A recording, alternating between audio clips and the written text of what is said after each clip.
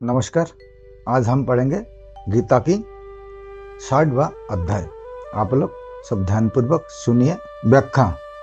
जो स्वयं यत्न करता है, साधन करता है, हर एक काम को विवेक पूर्वक करता है, आसक्ति और फलेच्छा का त्याग करता है, दूसरों का हित हो, दूसरों को सुख पहुँचे, दूसरे का कल्याण हो, ऐसा भाव रखता है और वैसी क्रिया भी करता है। जो स्वयं कर्तव्य अकर्तव्य सार असार को जानता है और कौन कौन से कर्म करने से उनका क्या क्या परिणाम होता है, इसको भी जानने वाला है, ऐसे विद्वान पुरुष के लिए वह पद आया है।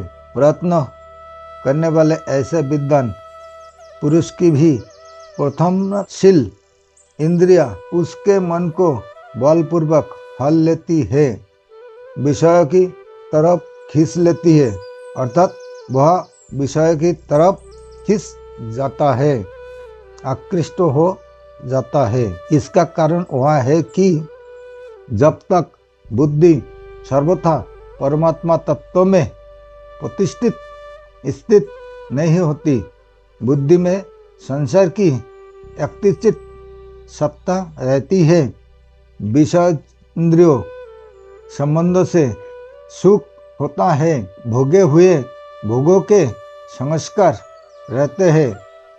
तब तक साधन परायण बुद्धिमान विवेक की पुरुष की भी इंद्रिया सर्वथा वश में नहीं होती।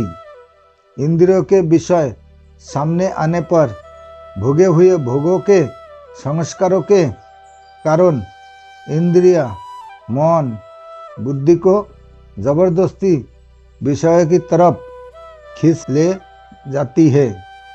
ऐसे अनेक ऋषियों के उदाहरण भी आते हैं जो विषय के सामने आने पर विचलित हो गया। अंत साधक को अपनी इंद्रियों पर कभी भी मेरी इंद्रिया वश में है ऐसा विश्वास नहीं करना चाहिए और कभी भी वह अभिमान नहीं करना चाहिए कि मैं जितेंद्रिय हो गया हूँ।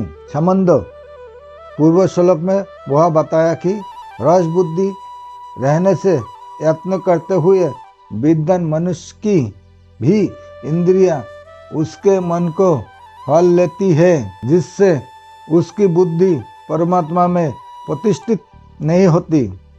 अंत रस बुद्धि को दूर कैसे किया जाए, इसका उपाय आगे के श्लोक में बताते हैं। नमस्कार। आज के लिए यहाँ तक।